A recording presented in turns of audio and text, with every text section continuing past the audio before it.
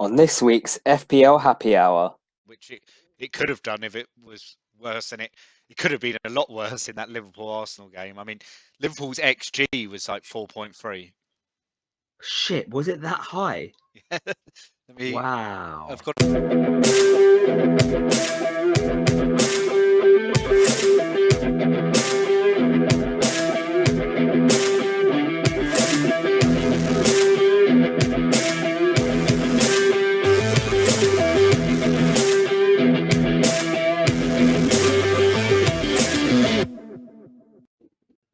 Hello and welcome to FPL Happy Hour, episode 27 of season 3, with myself, Sham, otherwise known as FPL2 Guys 1 Cup on Twitter. And myself, Rob, otherwise known as FPL Panda. Rob, how are you? Ollie's no longer at the wheel. Well, yeah, I was going to talk about. I've got a week off work, so yeah, I've had a nice day. Yeah, it's been a bit up and down weekend.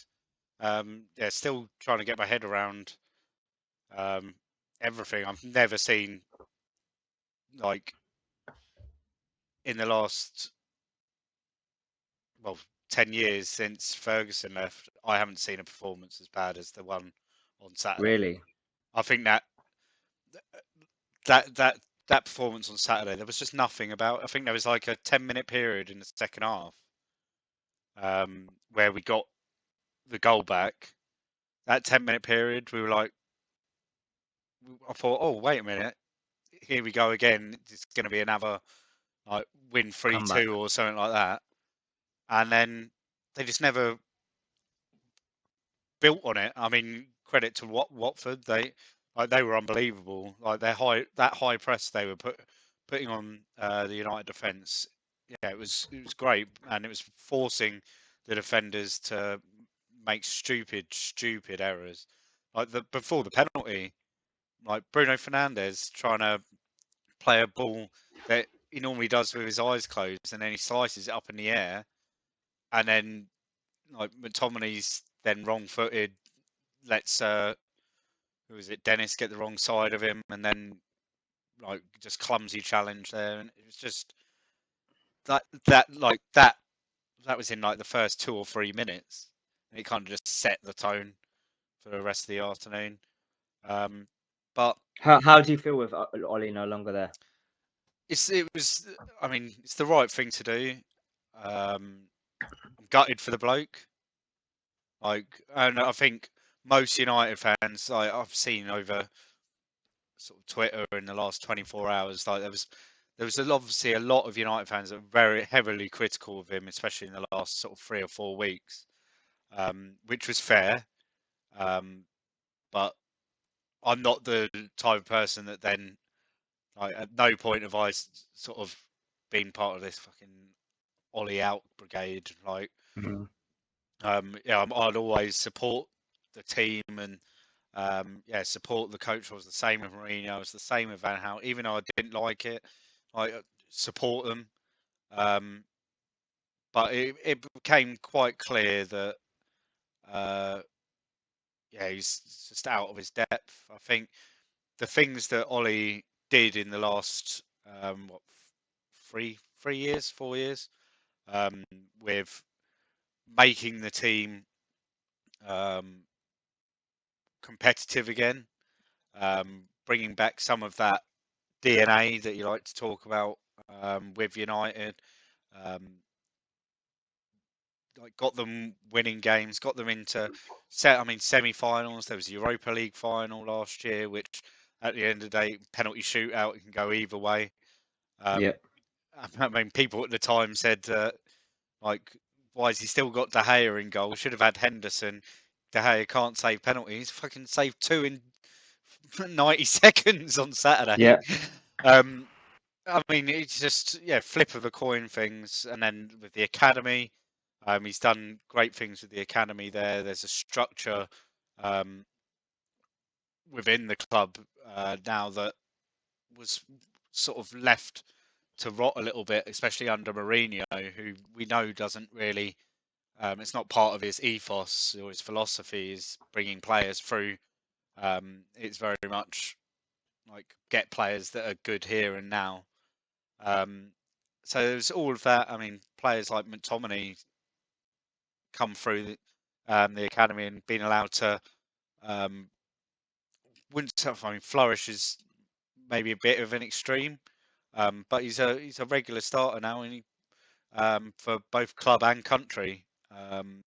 Which you'd argue, would he have got that opportunity if Mourinho was there? Would he be playing as much as he is now? So yeah, lots of positives to come out of it. My worry now, as just before we started recording, is like spoken to you about this whole interim manager thing, and I think that just shows exactly where the board with United are at the moment. They're indecisive. Like they could have made the decision they made on Saturday night. They could have made that 2 weeks ago after the Man City fixture and had 2 weeks of the internationals to sort it out.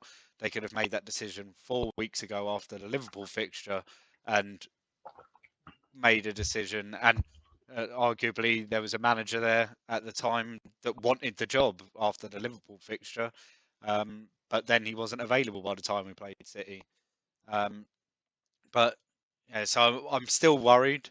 I don't think there's going to be some crazy manager bounce against Villarreal tomorrow night or against Chelsea at the weekend. I can't see us suddenly pulling a result out because the coaching staff it's all the same. Yeah, it's just going to be a worry for the rest of this season. What's going to happen? And I honestly think that if results don't go well for the next 2 or 3 fixtures, I mean Villarreal away tomorrow, we've got Chelsea at the weekend, and then we've got Arsenal a week on Thursday. If those fixtures don't go well at all, they're gonna have to bring someone in. They can't have Michael Carrick and Darren Fletcher sort of leading the club forward for the next 6-7 months if the results aren't going to come. So yeah, it's worrying. Well, see, your club had some issues this weekend. I found out that my club aren't actually that massive, so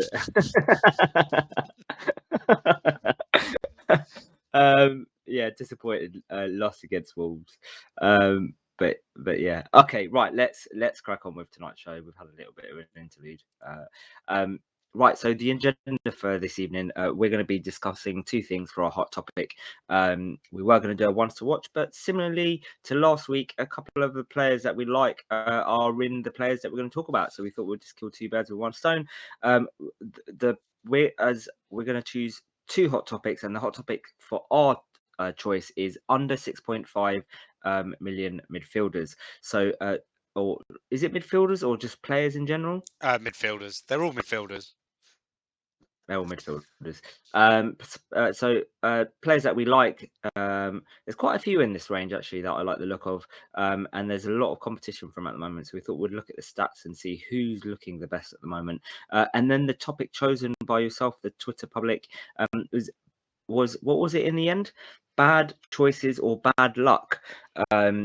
So I think this is a really good one. I really like the sound of this topic. I don't know where we're going to go with it, but I think the kind of general consensus is we're going to look at some choices and work out, was this bad decision making on our part or was it bad luck? And then going forward, trying to work out how do we decide to make correct decisions as opposed to bad ones, and how do we work out whether or not it was just bad luck or not.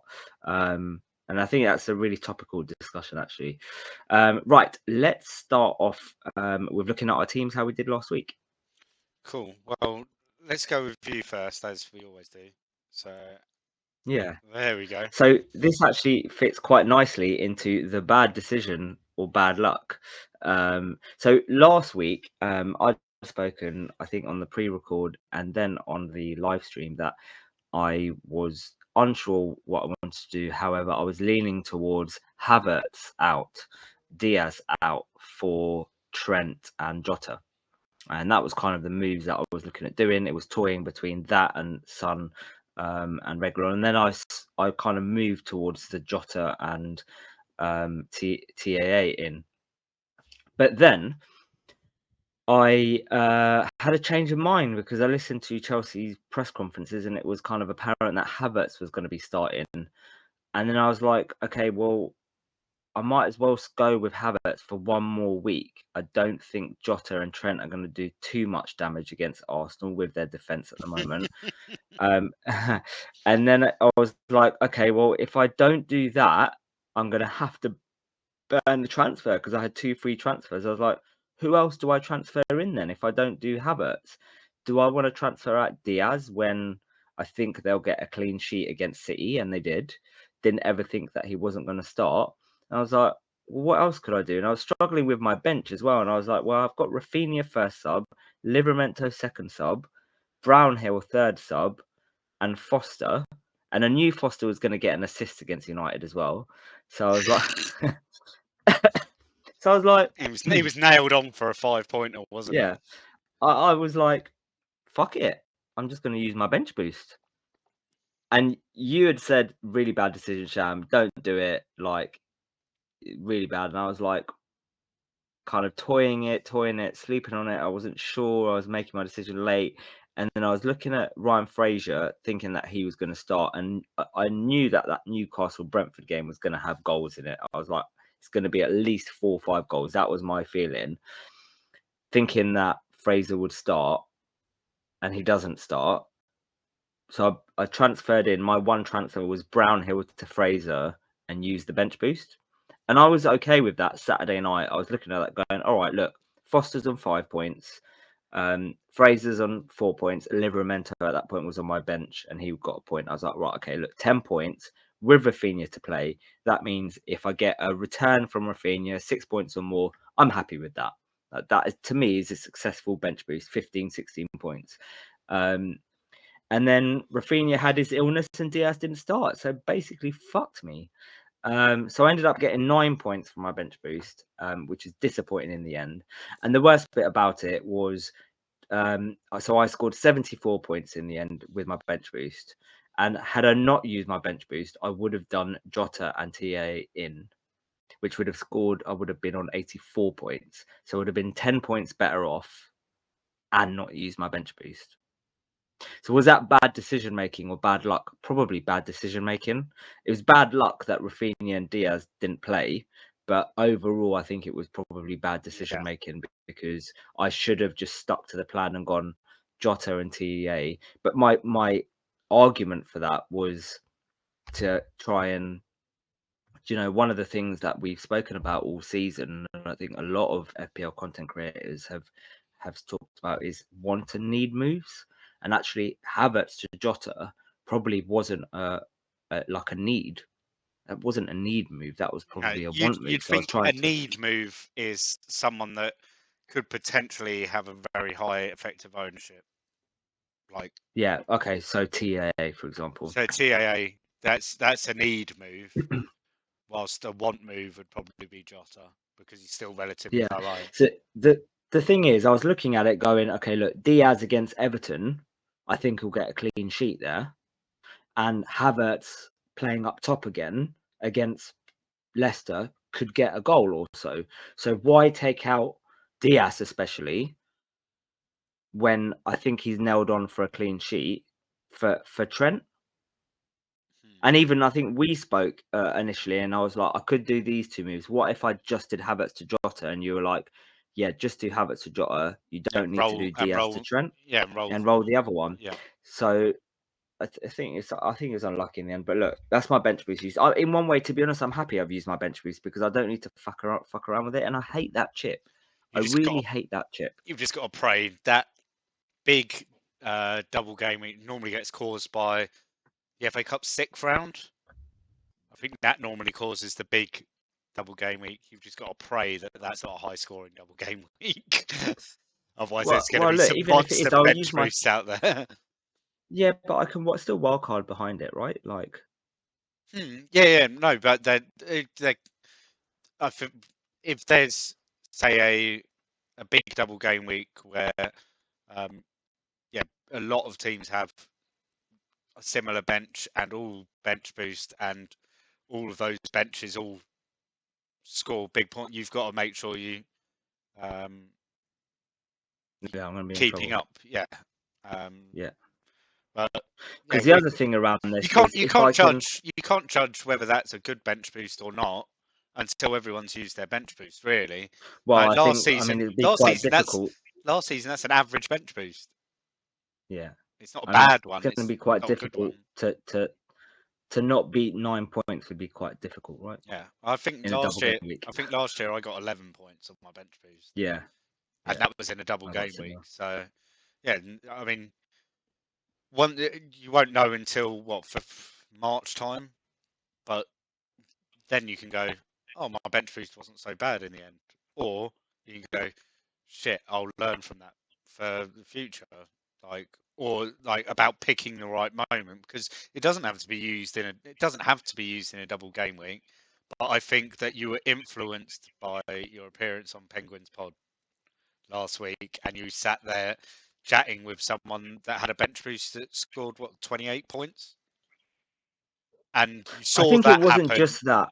And then, yeah, I mean, there's a little bit of that. The fixtures were reasonable, but you've now got Ryan Fraser that I think is a bit of a problem in your team. And like last week, we spoke about the fixture schedule, and I know we spoke earlier briefly about what you're thinking of doing next. And like with that fixture schedule around the corner, I think if you're not careful, you could end up making a bad decision that then leads to bad luck later on.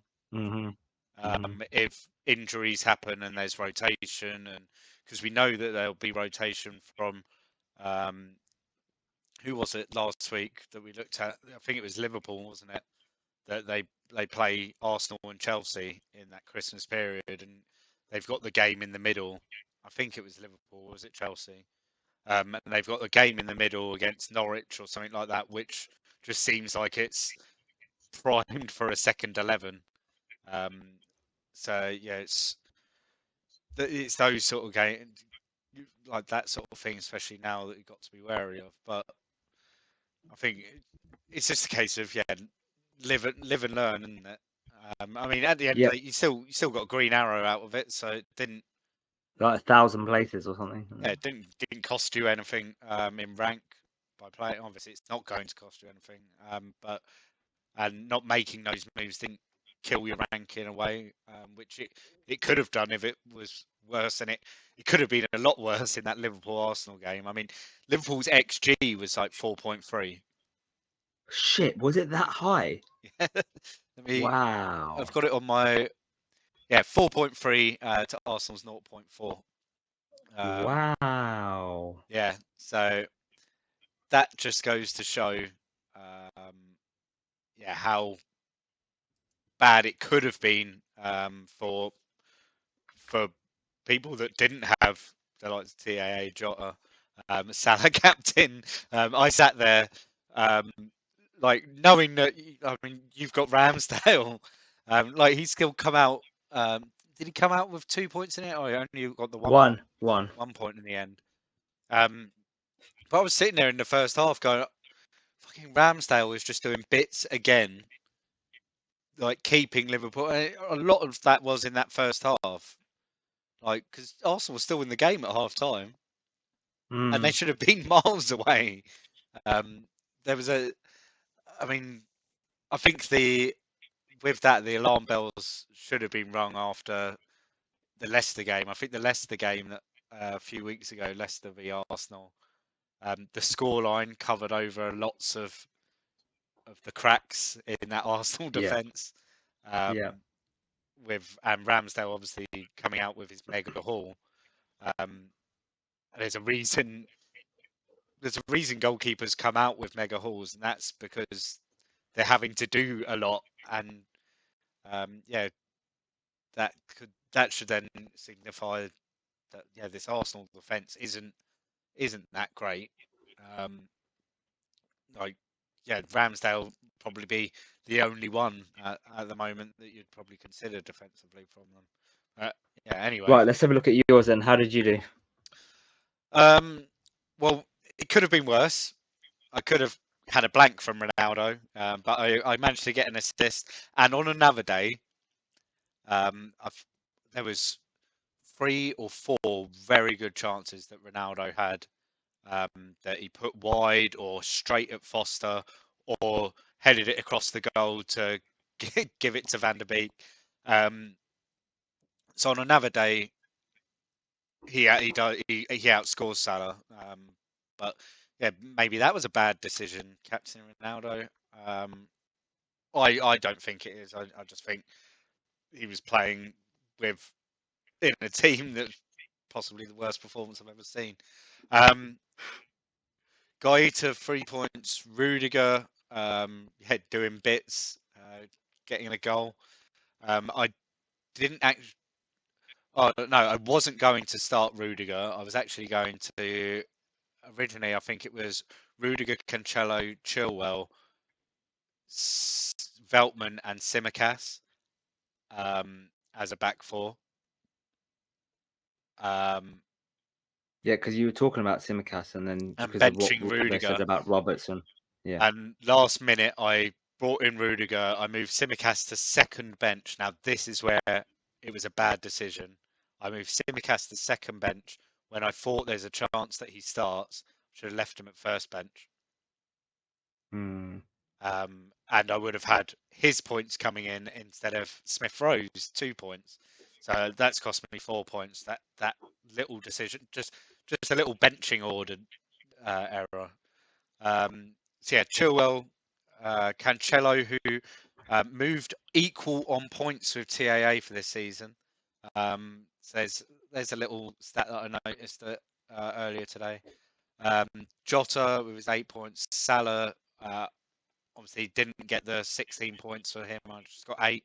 Mbumo with a blank. Hwang with a blank. Antonio with a blank. Then yeah, Captain Ronaldo with his assist.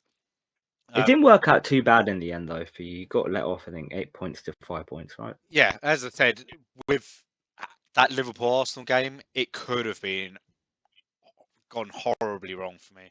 In the end, I've come away with like a 30k green arrow, and that's probably mainly due to Rudiger and Jota, more or less. If Salah did go off, I don't think that would have been a bad decision, to be honest with you, Rob. Oh no, no, I don't think the Ronaldo one was a bad decision. I think it was just bad luck.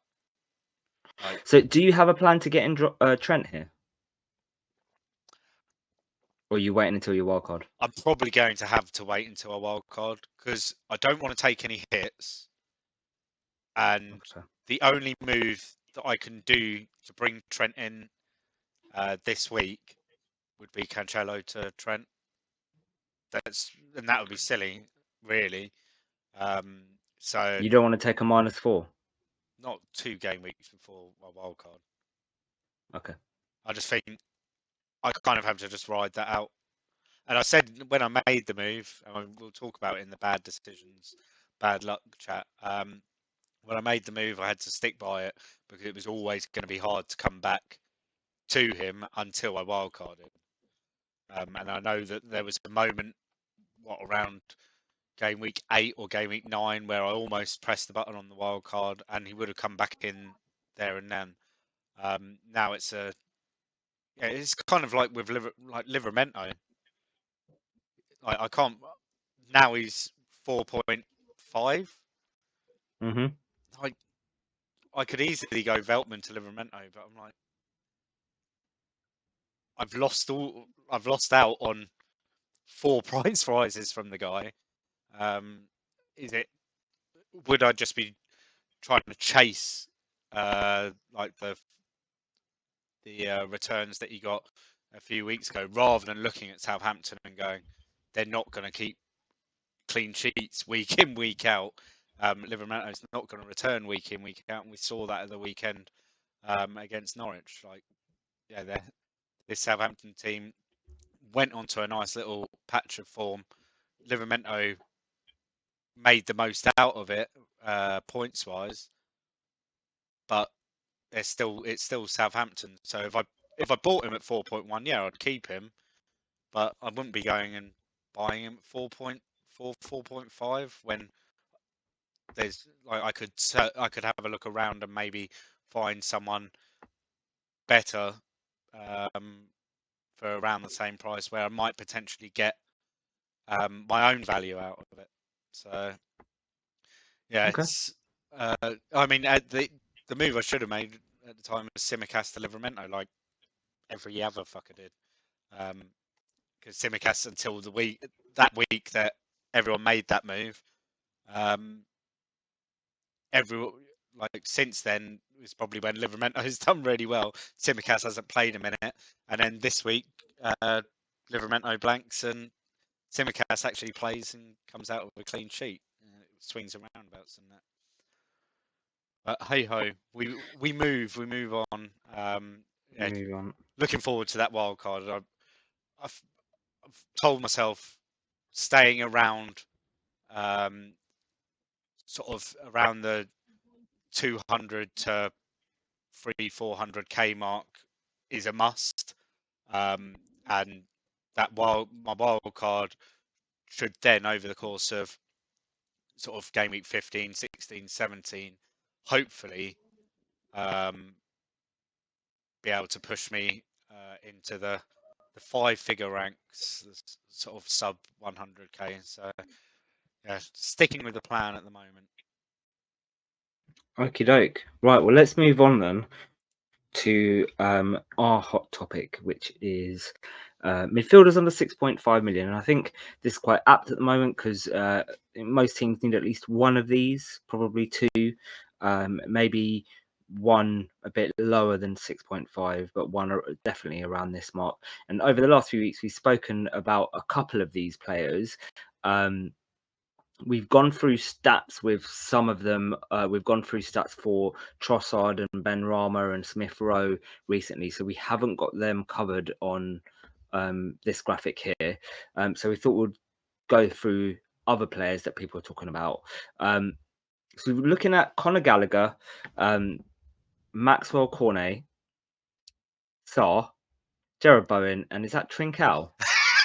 Yes, it is. Who's that? It is It's Trincao. Trincao. I was like sitting here going, is he He's going not to be going to able? get who that Is he going to be able to do it like you did? Who was it? Brentford a few weeks ago, where Yeah. didn't even tell you who I've got. I just put the pictures up and let you guess. But yeah, well done. Yeah. You got them all correct. Well, I was thinking, who else is around 5.7 million, 0.4% owed? That's a Watford midfielder. So yes, those are the players that we're looking at. All under 6.5 and all between 5.7 and 6.4 million. So this will give you an idea of the players. From here, there's 3 players that I really like the look of. And that's just based on kind of eye test and what I know, not necessarily for moves right now, but definitely that you need to keep eye on in the next kind of 5 weeks. And that's Conor Gallagher, Cornet, and Bowen. And I really wanted Cornet this week. I was going to move to him, but I was 0.1 short. So I was going to do Brownhill to Cornet, and that's how I would have brought in. But I was 0.1 short of that move. What's your thoughts on these players, Rob? Yeah, I'm very much the same with my thoughts. I mean, I included Trincao because he's one of the highest for XG in this sort of in the sub 6.5 million midfielders range. But so are the rest of these. Obviously, Sarr, penalty. Well, not sure if he's still going to be the penalty taker at Watford after missing 2. Yeah. But we'll say that he is for now. And I mean, again, like how many times are we going to see Watford pull out performances like they did on Saturday? I reckon we'll be able to count it on like one hand. I don't think we'll see that every week, and we won't see them come up against teams performing as badly every week.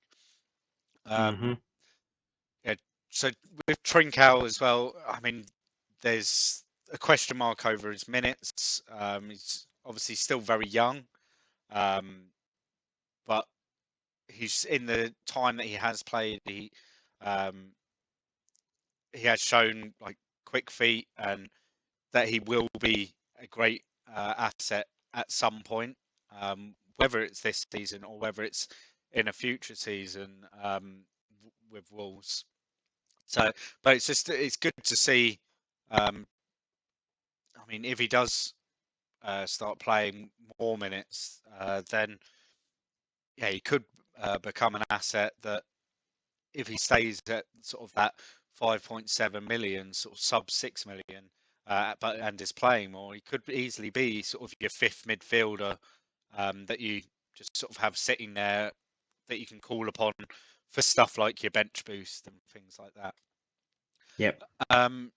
So, well, should we go on to we'll go on to Conor Gallagher first because he's obviously the standout amongst these five at the moment. A Palace team that are flying in the league, and he's obviously as we said last week, he's sort of this talisman of this Palace team.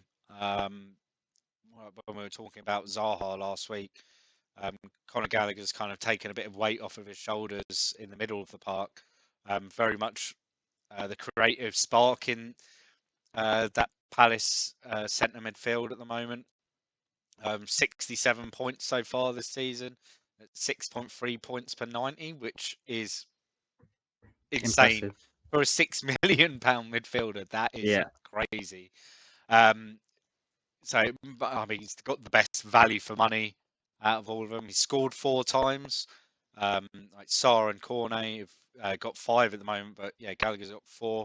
He's got 3 assists so far. 24 shots he's taken. He takes about 2.5 shots per 90, of which 11 of them are on target. 45.8% of his shots are on target. And then this is the stats that set him far away from the other 4. 50 shot creating actions at 4.7 shot creating actions per 90. The closest to him of that is Bowen. And like a lot of people have been talking about Jarrod Bowen the last few weeks. But yeah, I mean, Gallagher's just blowing that out of the park. And then goal creating actions per 90 is 0.9, where he's had 10 over the course of the season, which again is more than anyone else. The only thing, his non-penalty XG isn't great. Now, yeah, will that get higher as we move forward into the season? I mean, he's performing better than his XG, so we'd expect that expected goals to creep up and hopefully, well, you'd expect it to overtake, but he's outperforming that XG at the moment. And his XA of 2.6 is the highest out of all of these. And you have to say that he is one of the most creative players, and it probably helps with the quality that he has in front of him, which we spoke about last week with the likes of Edouard Benteke, who's like found this new lease of life, picked up a brace at the weekend. And we know that like Benteke on his day, I mean, 4 years ago, he was starting up front for Belgium, wasn't he? He was keeping Lukaku out of the Belgian side 4 or 5 years ago. Yep. So people laugh at Benteke. I think we said it. I said it on the pod, didn't I? On the live stream on the weekend. People laugh at Benteke, but he's decent. Yeah, I mean, and maybe it was just a case of he needed those players behind him that can create the chances for him. But yeah, so that obviously gives Gallagher more scope for getting more points through assists, and he's even taking more of the set pieces now, which seem to have, like, at the start of the season he was taking them all. Then Milivojevic came back, and then he started taking them, and now Gallagher's getting a few of them again. So he's definitely the standout option here. He is owned now by 23.7%. Well, that was at 5 o'clock this evening. It could be even more now. So yeah, he's getting in that that point where you like kind of need to think about getting him in. Purely a case of when he does return, it's gonna. I mean, he's never going to be like a huge effective ownership, but it's going to cost you a bit if you don't own him. Fixture is good as well. So between 13 and 20, Palace have got Villa, Leeds, United, Everton, Southampton, Watford, Tottenham, Norwich. Good run.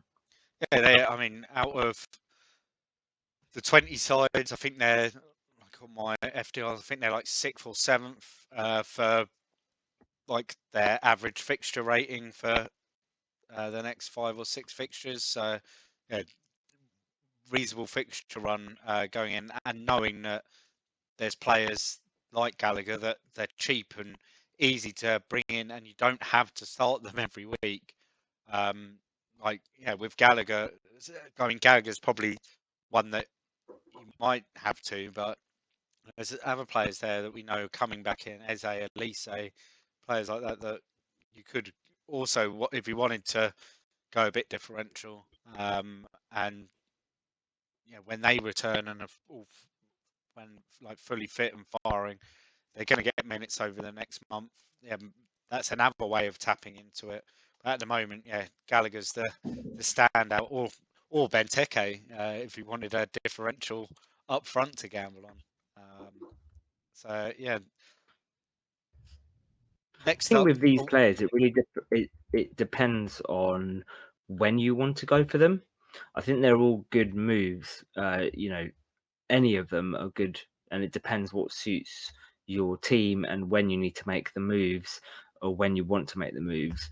So, for example, for you, Rob, where you're doing your wildcard in 16, I actually think out of these, Owen's probably best.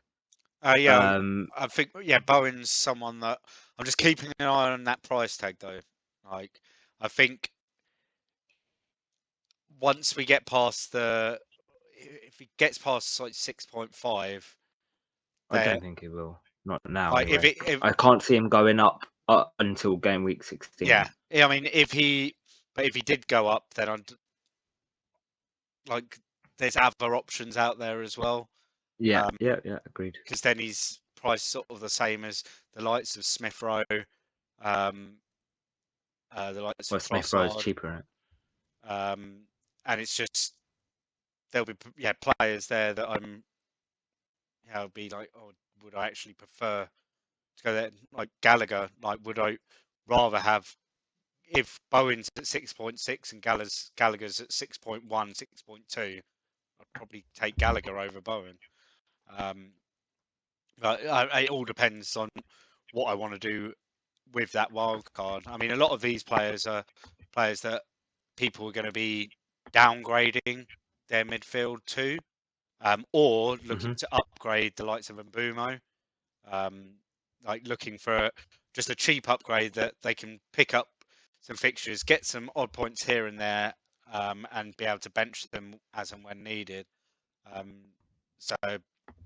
It'll be either that Mbumo upgrade, or it'll be the downgrade from the likes of Havertz, Mount, to free up that money to bring in this defence that it's pretty much TAA, Cancelo, Chilwell, James +1 is what a lot of people are now looking at going. And it might, to be able to achieve that, you might need to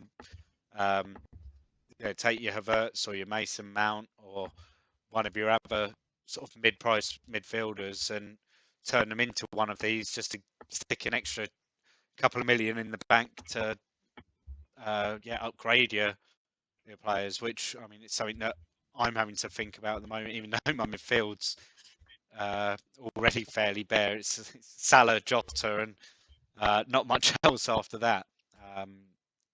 It's interesting to look at.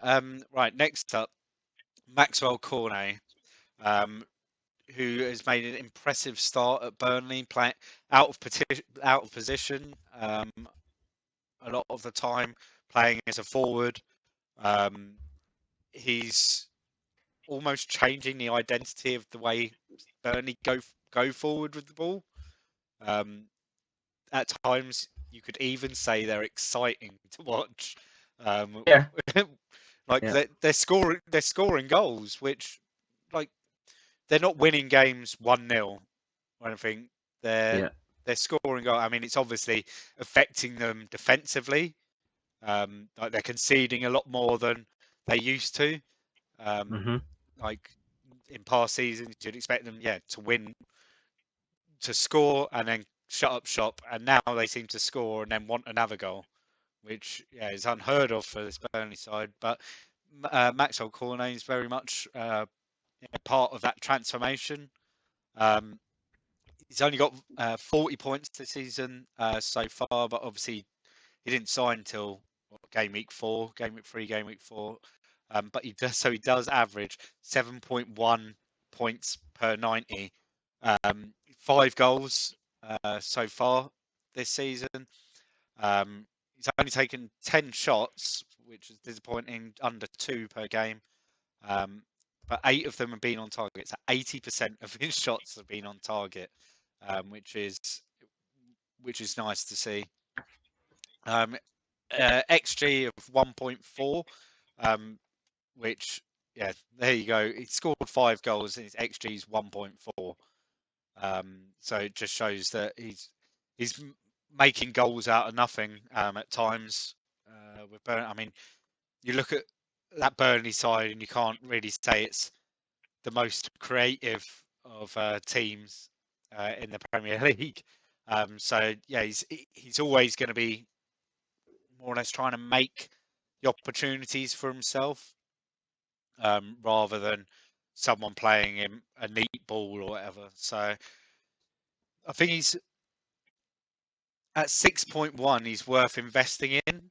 I think it's similar to what I've said about Bowen. I think if he continues to rise, I mean, his ownership's only 2.3%, but say if it went to 5% before deadline, like if he went to 5% on Thursday, you'd expect to rise from him on Friday. And normally when cheap players score, people buy them, don't they? So you'd think that his ownership could increase by 200%. By, well, not 200%, by 100% by the deadline. At which point you'd think then that will, trigger a rise in him. And I'm not sure once he gets past again that 6.5 million mark, whether he's good value or whether I'd be wanting to go back into to Gallagher, who seems to, I mean, he'll get another rise this week because he'll continue to get owners, but it'd still be cheaper.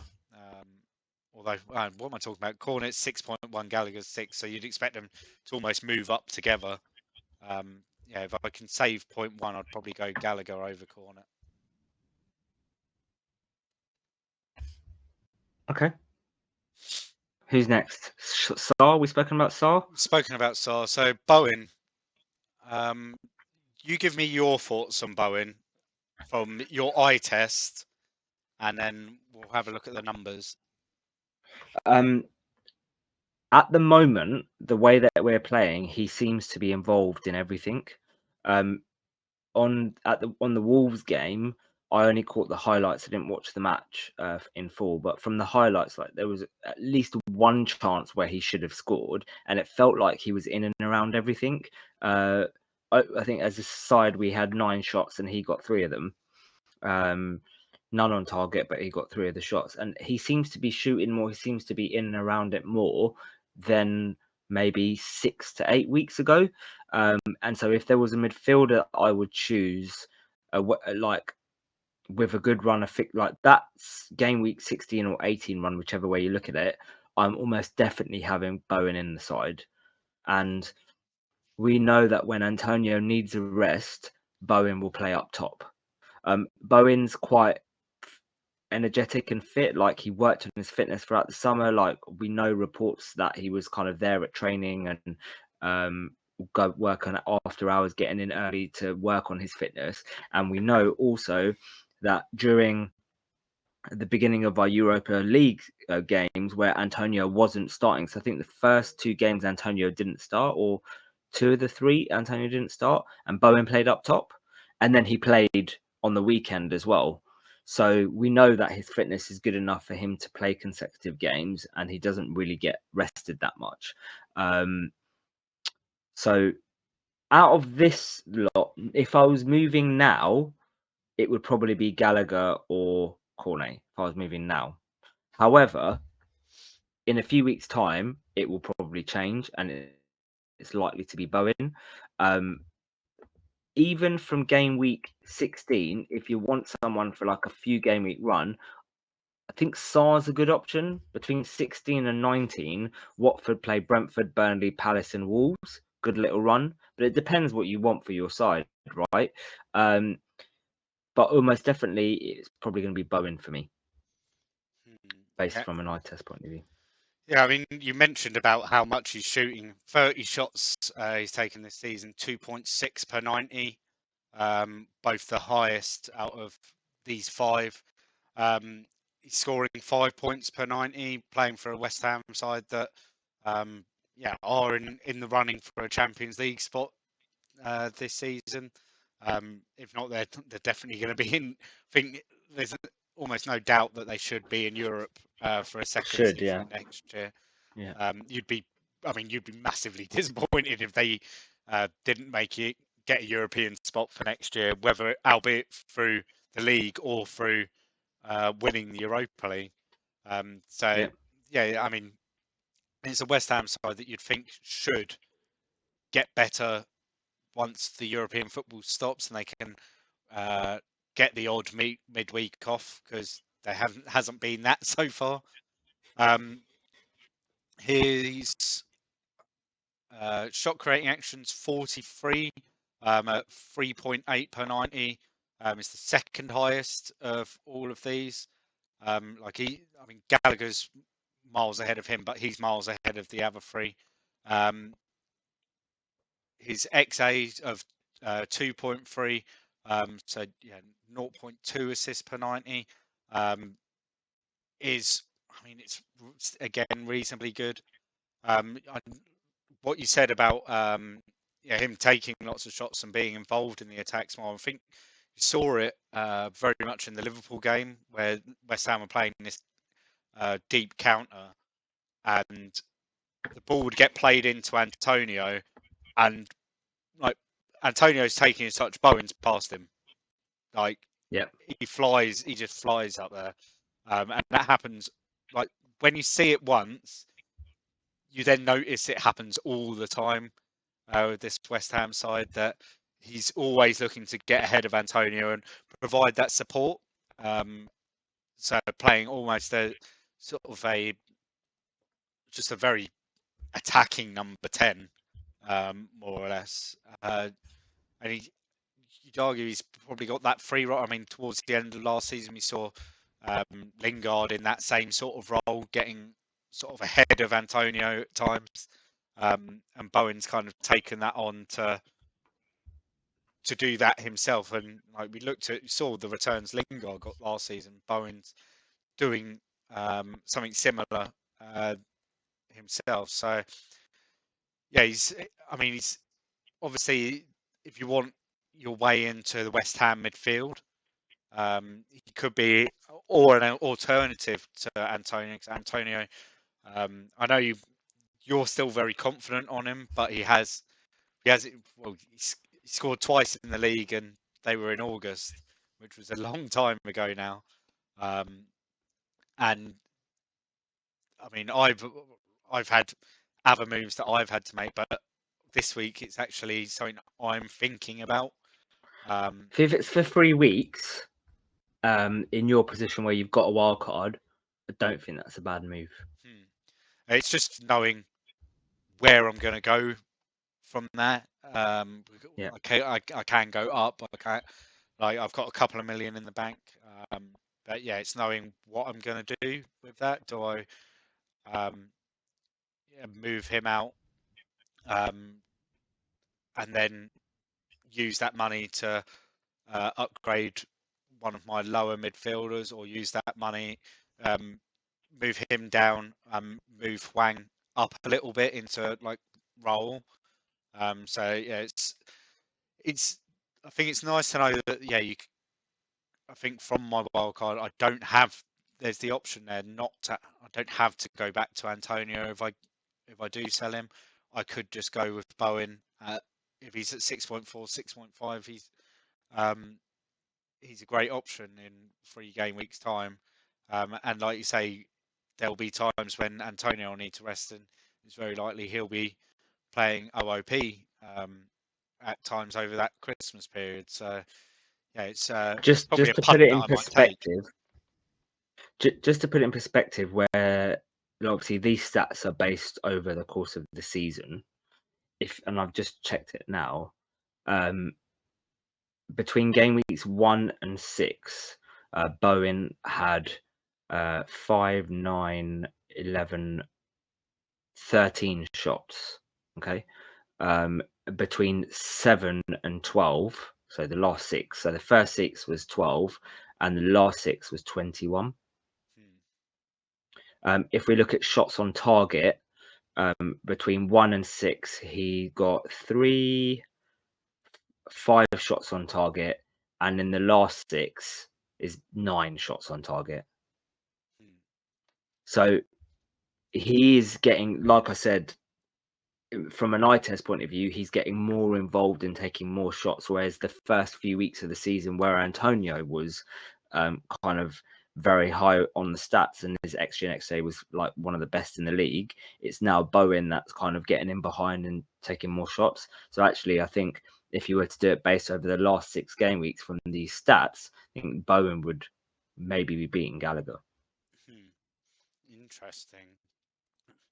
And you'd argue, I mean, although Palace fans might argue, West Ham are considerably better side, but there's times this season when I'm not so sure. Like, like look at Palace sort of over the last 3 or 4 weeks, and maybe look at West Ham on Saturday, and if you looked at the two, you go, oh, Palace. If you looked at sort of them both in isolation, you'd go, oh, Palace are probably having a better season than West Ham. But, Yeah. But like obviously over the whole season, West Ham are the better side. But I mean, time will tell, really, won't it? Will the European football, in the end, at some point, David Moyes is going to have to make a choice. Like, he's rotated a lot in Europe, and been able to because of the strength of the group in the Europa League. But going into the knockout stages, he's going to have to make a decision there, because you're going to come up against good teams, and you're going to have to put your first 11 out, because it's like for Competitive. Yeah, and well, it's at the end of the day, it's a European trophy. Like, like, what would you take finishing 10th in the league and winning Europa League? 100%. Yeah, 100%. I'd take finishing 17th and winning Europa League to get Champions League next year. Yeah, and a trophy. What about take 18th, playing in the Championship and the Champions League? Could you imagine playing in the Championship and the Champions League? Fucking You wouldn't lose any players, though, would you? You'd get relegated, but you wouldn't lose any players. Yeah, we've had Pete. Is it happened once or twice? Wigan. We've had Europa League and Championship, haven't we? We haven't had Champions League though. Wigan, and Portsmouth. Interesting. Yeah, because we haven't had Champions League, but that was Europa League, wasn't it? Wigan, Portsmouth, obviously they won the FA Cup. Right? Harry's greatest day when he won the FA Cup for Portsmouth, and then Wigan, they beat Man City, right? In the Wigan beat in the FA Cup. Wigan beat Man City, and that was the year that they got relegated. But yeah, and then I think they did go out of the. They had to qualify though because early on. yeah, Yeah. like whilst I think if someone like Man City, United, Liverpool, Chelsea, if they didn't make a European spot but won the FA Cup, I don't think they'd have to qualify because of their coefficient rankings and stuff. Yeah. Whilst Wigan, I think they had to go through 2 or 3 qualifying stages because they'd never been in Europe before. So yeah, it was. I mean, you never know. You could finish 10th, and like 'cause at some point Moyes is going to have to make that decision. I don't know what that does for West Ham players as FPL assets though. If they're all being rested in the league and Moyes has gone full throttle on Europa League. But that's a conversation to be had in February, I think. Right. Anything else from any of these other players? No, I think the standouts are obviously Gallagher, Cornet, and Bowen here. I think And I think depending on what your team structure is like and when you're looking to make these moves depends on who you get. Yeah, I think all 3 of them are great options. You could argue that you could have 2 of them, 2 of the 3, going into your team, because I think you will get a bit of value out of them as well. Those that are on their wild card might look to bring, like on a wild card like myself in the next couple of weeks, might look to bring a couple in on the wild card. Those that are not on the wild card might look at someone like Gallagher as someone that, wait a minute, if I keep hold of him, by the time I use my second wild card in February time, sort of in 10, 15 game weeks, I could potentially have made $500,000 to $1 million in value from him. So he could be a great one to have. Although, yeah, it needs his ownership to sort of increase to sort of between 30 and 40%, and then stay there. So he needs to avoid injuries, and yeah, then he like very much like how we've seen with Livramento, he's been going up by at least 0.1. I think during the international break he went up by 0.2. So like, yeah, we'll see that with Gallagher. I think we'll see him go up by to. I think he's probably be due a rise tonight, Monday night.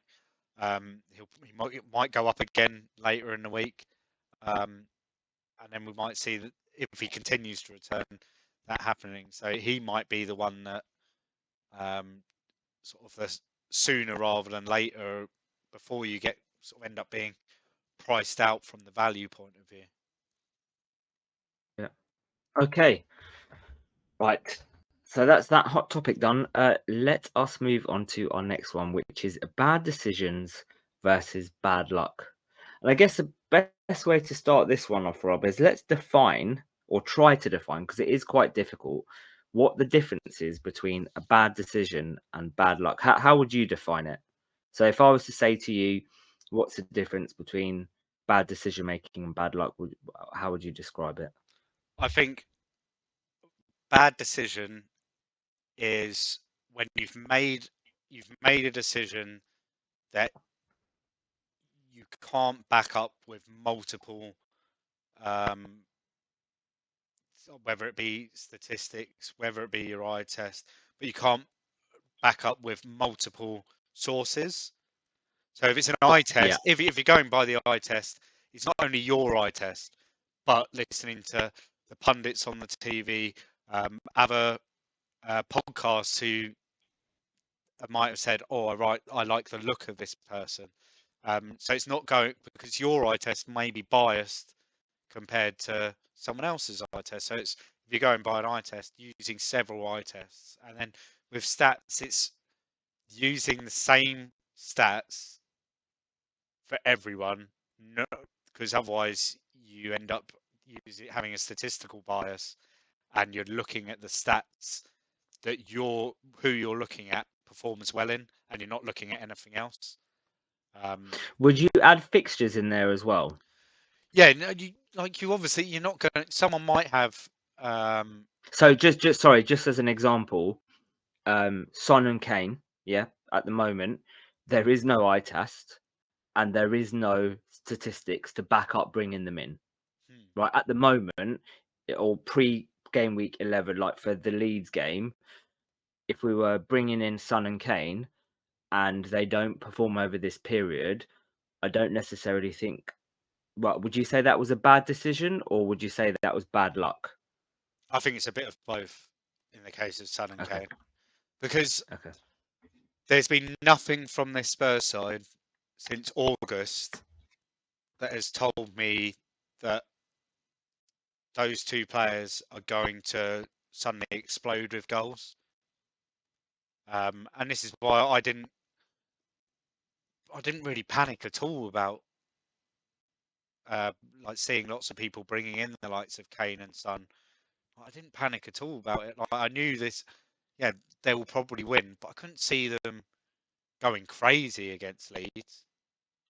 So because how we've seen this Spurs side play, and I still stand by the fact that we won't see Kane get any big returns until they sign a creative number 10, because he drops too deep in this side. And I've always said if I'm going between the two of them at the moment, it would have to be Son.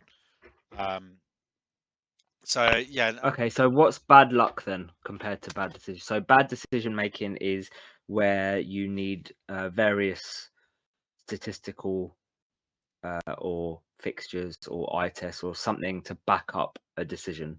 And then what's bad luck then? So bad luck is obviously the obvious one is an injury happening. Unexpected rotation.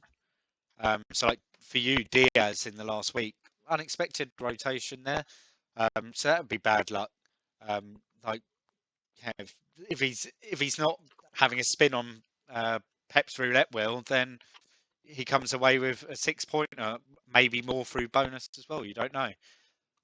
So I'd say that's obviously the main thing with bad luck. And then there's other things where the stats would point to a player doing something, and then it not happening. And the prime example for that will be Kai Havertz in game week 9.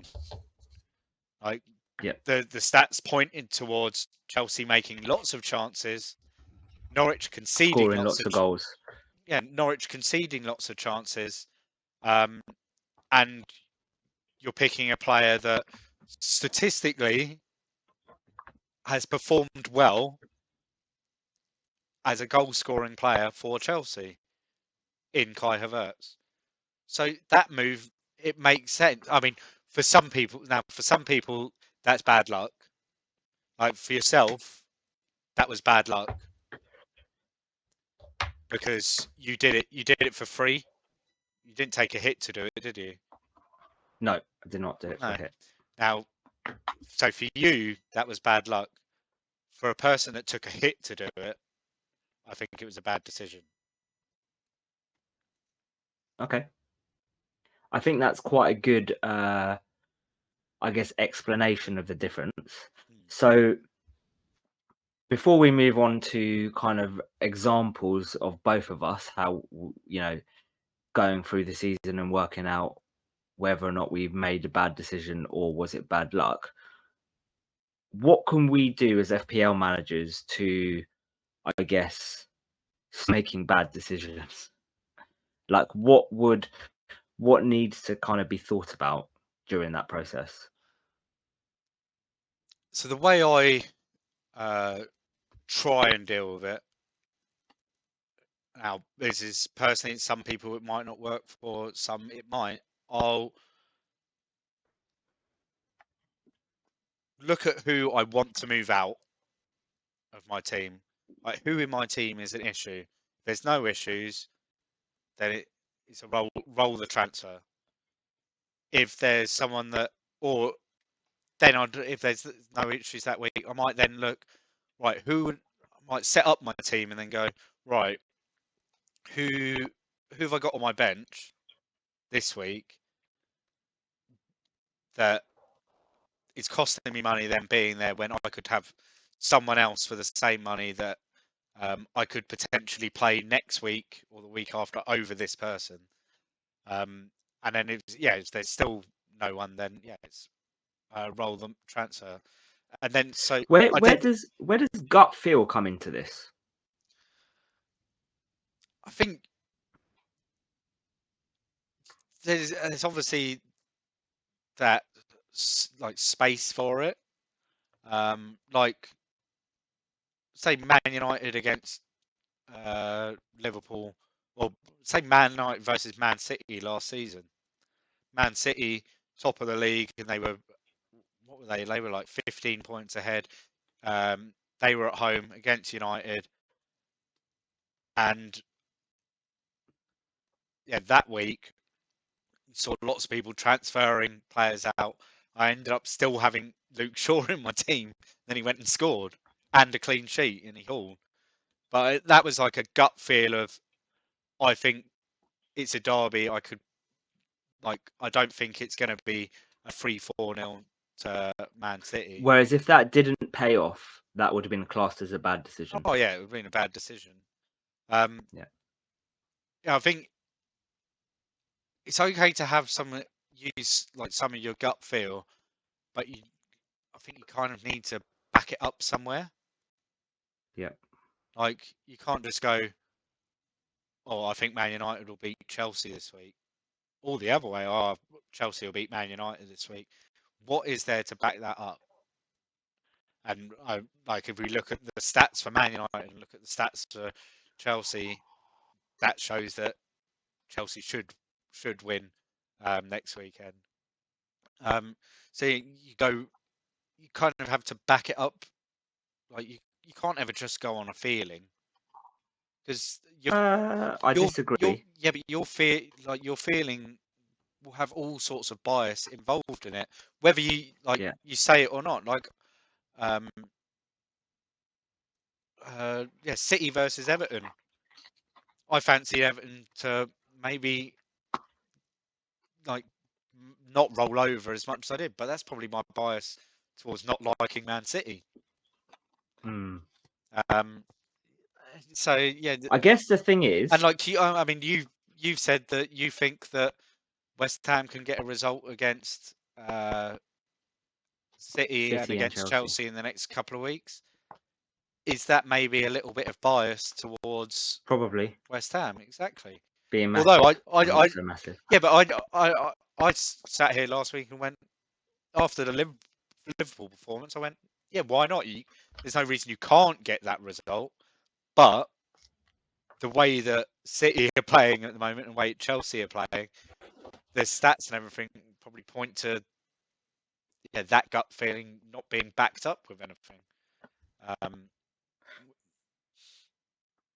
Okay, right. So let's look at some decisions. Have you got any decisions in mind that we'll maybe go through each of us and maybe pick out a couple of decisions that we've made this season and try and work out, was that a bad decision or bad luck? So my main big decision I made this season that was a bad decision was game week 7 when I did TAA to Rudiger and I did Traore to Mount. Now, at the time, I could have kept TAA. I could have still done the Mount move. Like there was nothing. Like I could still say that Mount move. It doesn't affect what the events of game week 9, for example. But coming off TAA and going to Rudiger, I think it was more out of fear, seeing that Chelsea run of fixtures back from game week 7 up till now, and seeing lots of people going on to Rudiger. I could have probably done at the time Soufal. I owned him at the time. Could have done him to Rudiger, made exactly the same other moves. And then since I've made that move off of TA in game week 7, he scored 45 points. 45 points. And I could have done Soufal instead. How many points has Soufal scored since game week 7? 0, probably. Or I two?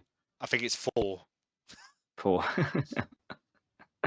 So that's obviously a bad decision that I've made, but I knew at the time it was a gamble to make that decision.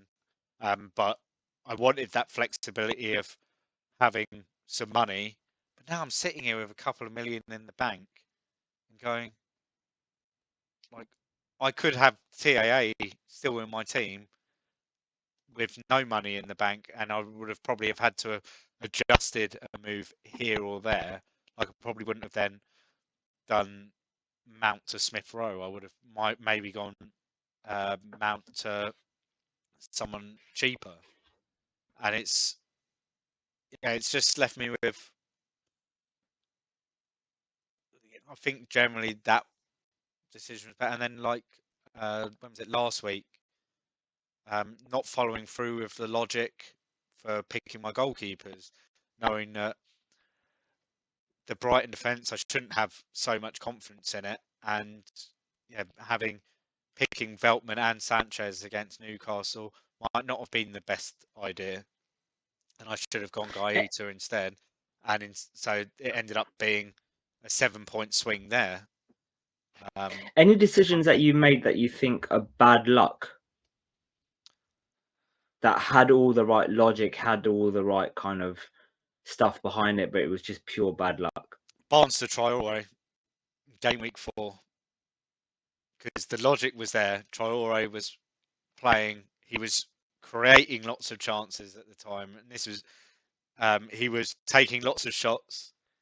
He was doing everything that an attacker for Wolves needed to be doing, but he wasn't able to hit the target, and everything said, yeah, he's gonna at some point he will do it. I think at the time back in game week 3, this before they brought in Hwang, and so they were still playing very much a 4-3-3 at the time, with Traore on the right wing.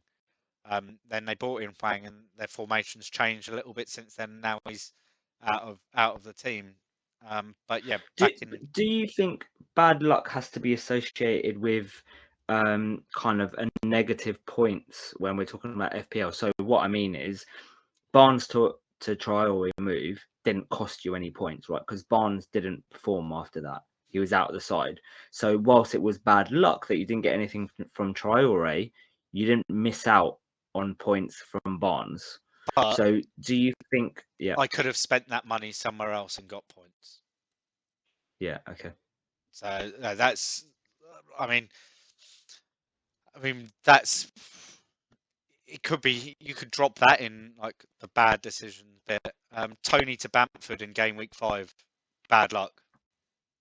There's definite bad luck because I bought in Bamford. Leeds had a nice little run of fixtures.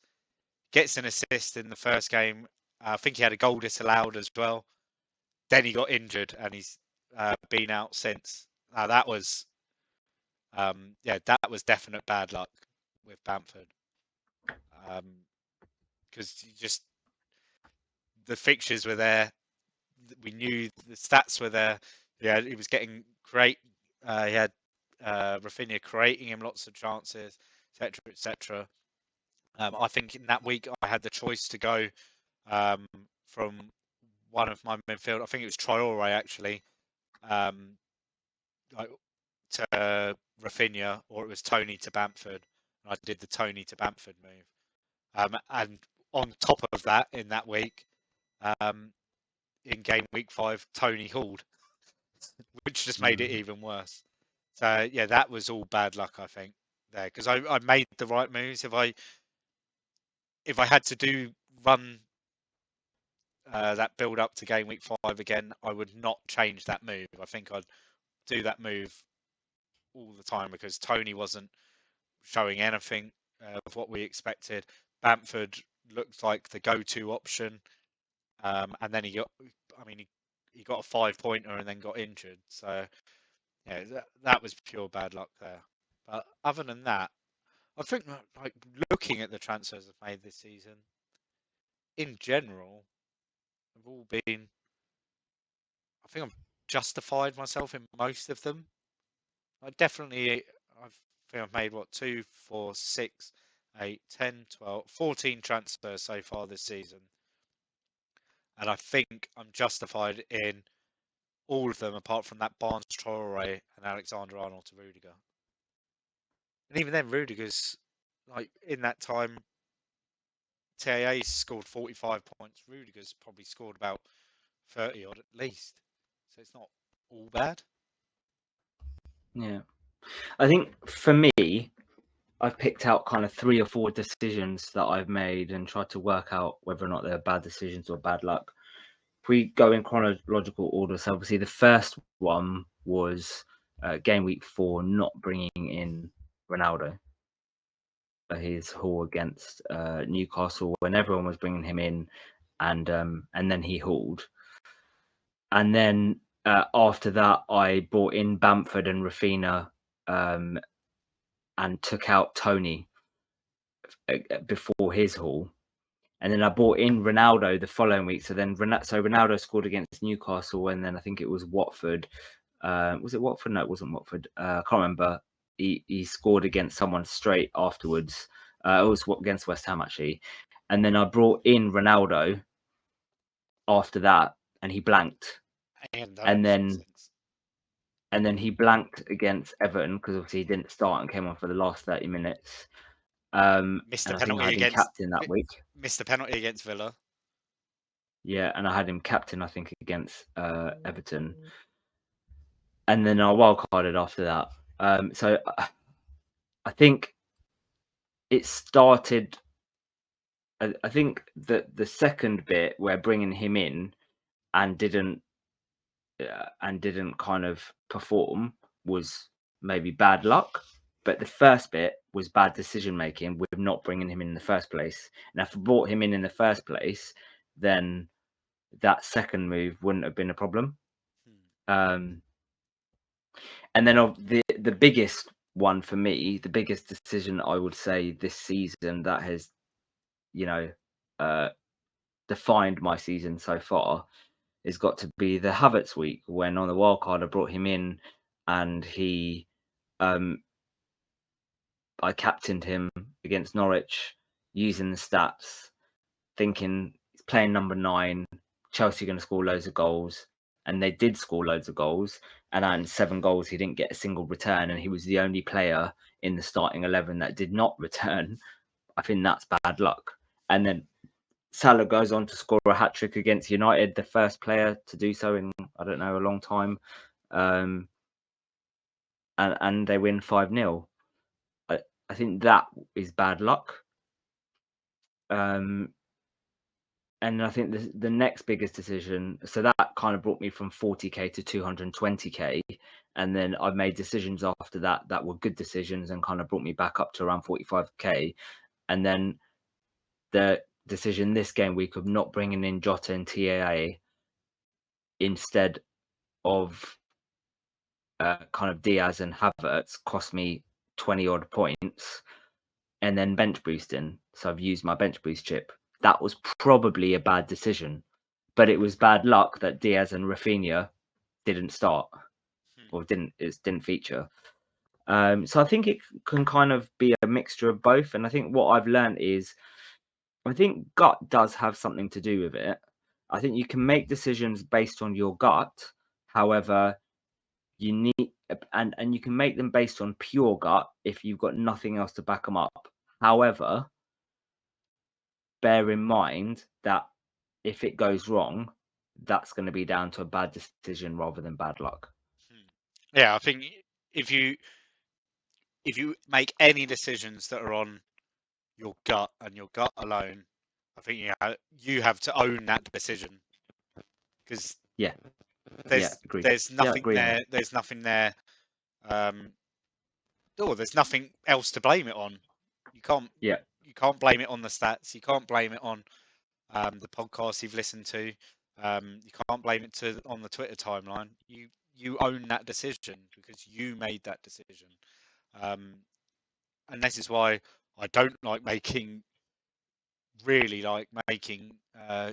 gut decisions. I like to, I said earlier, pick out 3 or 4 players that I want, instead of a player that's causing me a problem, and then work through, look at the stats, look at what other people were saying about that player, look at comparing these players, and then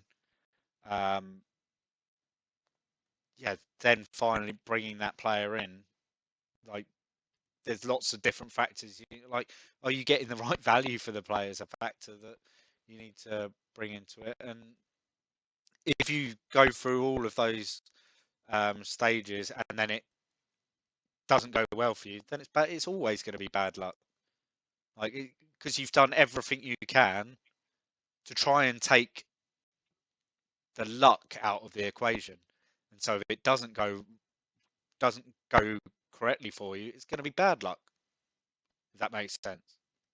Yep, makes sense. Because you've taken every. I think it's essentially you've taken every variance of analysis of that player to make that decision.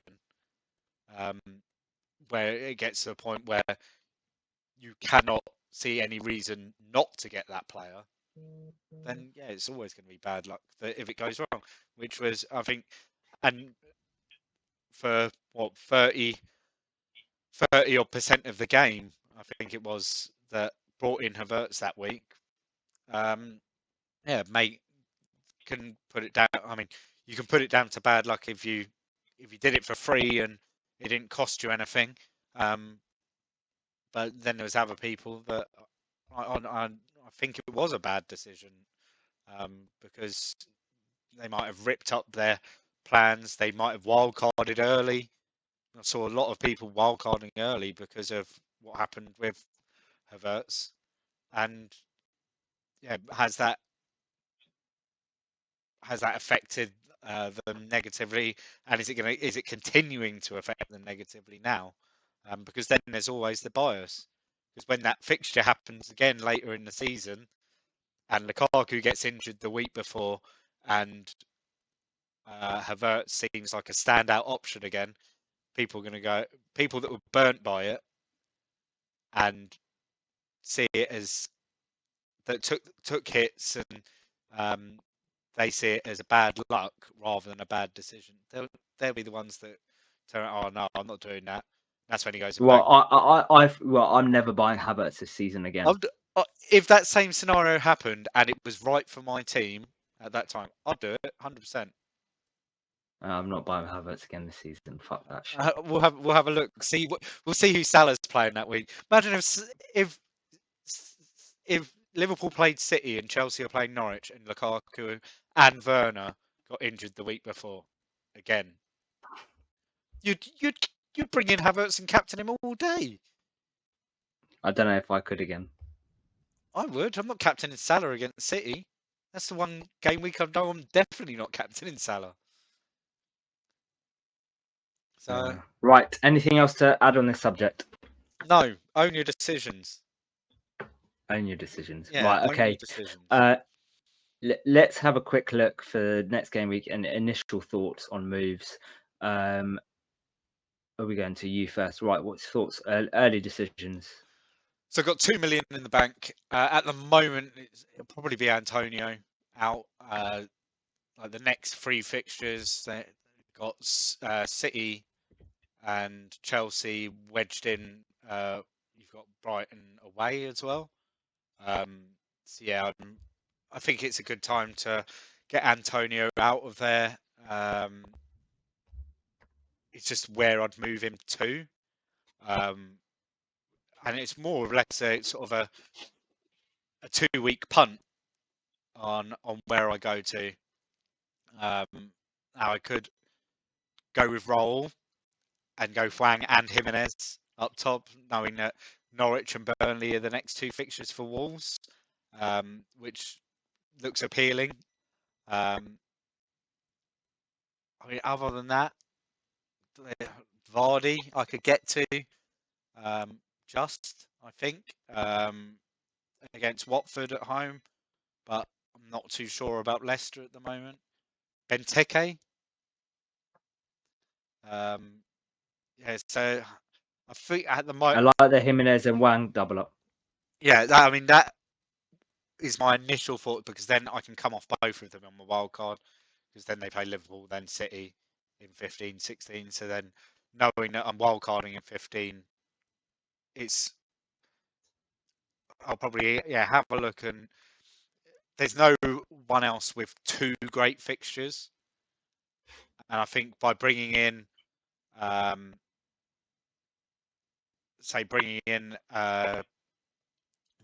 although they play Southampton away in 14, by bringing someone like that, I could potentially be looking at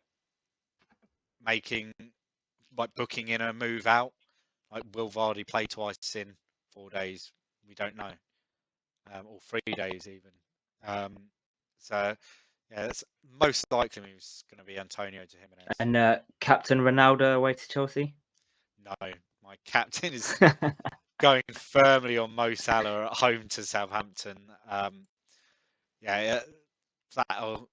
be that. I think other than that, like the team that I set up with last week, I think that's pretty much going to be the team that I go with next week, barring any other injuries. Obviously, there's all the European fixtures, so yeah, be keeping an eye on Salah and Jota, Ronaldo, Chilwell, Rudiger, Cancelo. Like, I'm not making any moves. Like, Cancelo goes and gets injured in Europe, because he will play. They're playing PSG. He will play. If he goes and gets injured, then I do Cancelo to TAA. Simple move there. So yeah, I'm obviously not making any moves until Wednesday night after those Champions League games at the latest. I mean, Antonio, it doesn't matter if he gets injured on Thursday to me. So we shall see. Well, I'll be looking at rectifying the move that I should have made last week. So I'll be bringing in Jota and TAA for Diaz and Havertz. But then I also need to make another move to facilitate that because of the money, because I brought in That'd be a Fraser. So I'll be -8. looking at -4 because I've robbed 1 free transfer because I had 2 last week. So it'd be for a -4. So I've got 2 free transfers. So you only made one move last week. I only made one move, yeah. I Brownhill did to Brownhill to Fraser. I rolled. So I'll be doing TA and Jota in, but obviously subject to kind of Jota's injury, etc. And I'll be downgrading Armstrong to Dennis ideally, but that puts me 0.0. And I think in that time there will be I think Dennis is due to rise and Jota's due to rise, so I probably will be priced out of that move. So we'll likely have to be Keenan Davis. And I think the reason, and I know you're against that because you're kind of like you need backup in your midfielders, etc. Bench. But the reason why I want to do that is because next week I want to do who was it? Fraser to Gallagher. And so I can't do Fraser to Gallagher without doing Armstrong to Davis. So if I can do Armstrong to Dennis, then I'll do that. If I can't do that, I'm doing it to Davis and then Fraser to Gallagher. And then in game week 16, I'll be doing Rafinha to Bowen. So that's kind of my initial thoughts, which will mean I'll be having to keep Mbeumo for now. And Captain Salah. Yeah, I mean, that's someone in my team that I think, if I did that Antonio to roll move this week, then next week it'll be Mbeumo to someone on a 1 week punt. Yeah, just a 1 week punt, whether it be Mount against Watford or someone like that, if I've still got the money there, or even tripling up on Wolves and going Trincao. Midweek game, he could get a run out. Newcastle played Norwich. It's another interesting one that could be worth targeting. Saka against Man United. It's like there's a few decent fixtures in that game week 14 to take a punt on. It could even be Rafinha if he's back. Rafinha against Palace. It could be worth it. There's plenty there. I mean, Norwich is a team that I'm keeping a little eye on now with Billy Gilmore. It looks like Dean Smith's come in, changed the formation, instantly just changed the formation, and brought Billy Gilmore back into the starting lineup. And he's still like, I think he went down. I think he's like 4.3 now. Oh wow. Because Let's have a look. he got some owners, but it was never enough to trigger a rise. And then because they all then went off of him, I think he went down. I think he might be 4.3 or 4.4. Gilmore is 4.4. 4.4.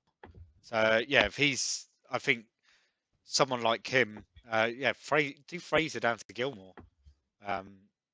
Like he's going to be playing every minute of every game.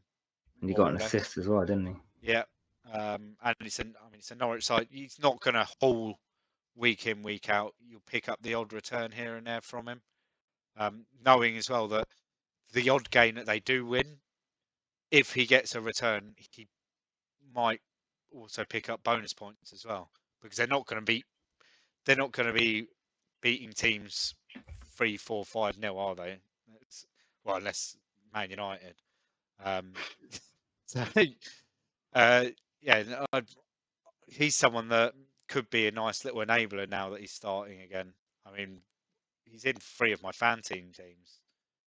I think he's in our fan team, and He is in our fan team. Yeah, and he's probably someone that we were looking a couple of weeks ago at moving out, and now it's like, oh, like if he's playing again, yeah, why not just having him there, sitting third bench, there to come on for a 2-pointer or the odd 5-pointer here and there when he picks up assists. So yeah, one to all right, keep an eye on. Did you want to go through housekeeping now, or should we do it on the live show on Thursday? Well, I'm not sure whether we'll have a live show on Thursday. Yes. It depends how drunk I am. I'll be All right, do you want to cover it now? Ripe old age of 34 on Thursday. Oh yes, indeed. So let's have a look at our mini league table. Little bit of movement in the top 10. We've seen Deirdre Kane, former leader of the mini league, move back into the top 10. 88 points she got this week. It was a great week. So it puts her on 844. Rich Kirk down to 9th on 845. Greg Cook down to 8th on 849. This Stroik, he seems to always be in the top 10. He got 88 points this week as well, moved him up to 7th.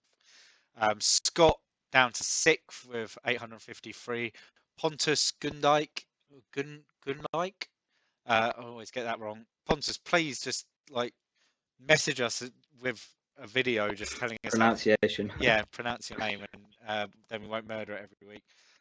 So he's down to 5th on 855 points. Thomas Zovikas, 90 points for him this week. Another impressive score, 858. John Leaf, no movement from him in 3rd on 870 points. James Twiddy, despite scoring 78 points, moves down to 2nd on 883 points. Pipped by Tom Glover, who scored 2 points more, so he leapfrogs him to go a point ahead at the top of the league. So yeah, all to play for there. It's still 40 points in the top 10, but there's like that top 3. There's only 14 points between that top 3, so all to play for between those 3. I don't know where you are. I think I made it into the top 100 this week. I'm like 35, I think. Let me have a look. I think it was like 35 or 40 or I really don't know. My target is top 20 in our top 20. in the podcast league. Got to finish top 20. I'm 26th. Oh no, I'm not 26th. I'm 39th. You're 39th. Yeah, I think I moved into the top 100 of it. But yeah, well done to Tom and James, John, the 3 of you leading the way in the race for. Oh, it's the inaugural season-long mini league, isn't it? So It is indeed. Right. We might be with you on Thursday, but we'll let you know closer to the time. Thanks for tuning in. You can find us on Twitter, FPL_happy hour. We're also on Spotify, iTunes, a number of other podcasts, and our YouTube channel, FPL Happy Hour. Please like, subscribe, and share, and all your retweets are appreciated. If we speak to you on Thursday, we'll speak to you on Thursday. If not, have a great game week. Take care. Cheers, guys.